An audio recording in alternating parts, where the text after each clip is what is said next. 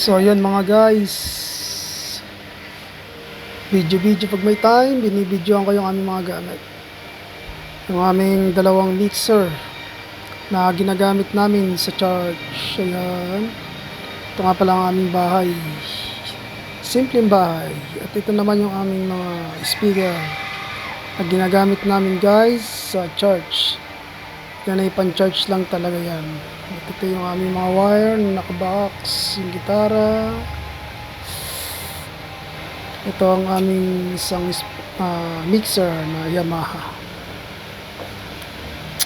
Ayan, ang aming mixer.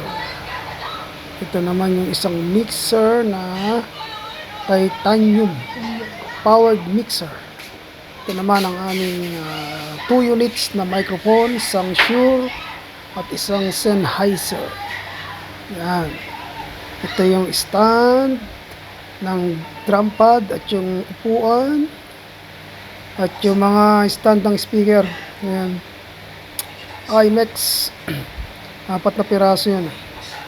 At ito yung mga speaker namin na inassemble lang namin yan guys. Ako lang ang umassemble niyan. Ako lang din ang nag-design. Lahat. Talagang as in, ako lang mag-isa gumagawa niyan. At minsan, yung aking bunso, tinutulungan ako. Tigahawak ng kahoy. Tigahawak ng mga Twitter. Pag kinakabit ko. Pag naghihinang ako, ayan. Andyan, tumutuwang. Ito yung aming binuong line array to guys, yan. Line array yan, yung 4 na yan, assemble ko yan, ito yung pinamimiday ko.